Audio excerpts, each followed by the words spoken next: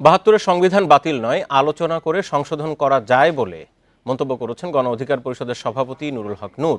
দুপুরে রাজধানীর নয়াপল্টনে দলীয় কার্যালয়ে এই মন্তব্য করেন তিনি বলেন, বিভিন্ন সময় সংবিধান ১৭ বার সংশোধন করা হয়েছে, তাই বাতিলের দরকার নেই, বরং সবার সাথে আলোচনা করে সংশোধন করা যায়।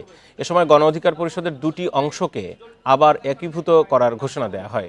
নূর বলেন, বৃহত্তর স্বার্থে সকল ব্যবধান ভুলে গণ অধিকার পরিষদকে এক করা হয়েছে। এ সময় ৭১-এর মুক্তিযুদ্ধ নিয়ে তিনি বলেন, জাতি একবারই স্বাধীন হয়, ৭১-এর সাথে ২৪-এর তুলনা চলে না। শেষ গন্তব্য রাষ্ট্র সংস্কার এবং আলাপ আলোচনার পরে দেশে অবাধ, সুষ্ঠু, নিরপেক্ষ নির্বাচনের মাধ্যমে একটা ক্ষমতার পালাবদল ঘটবে। কিন্তু তার আগের যে কার্যক্রমগুলো, এই যে বিচারিক প্রক্রিয়া সম্পন্ন করা, গণহত্যার সাথে জড়িতদের বিচারের মুখোমুখি করা,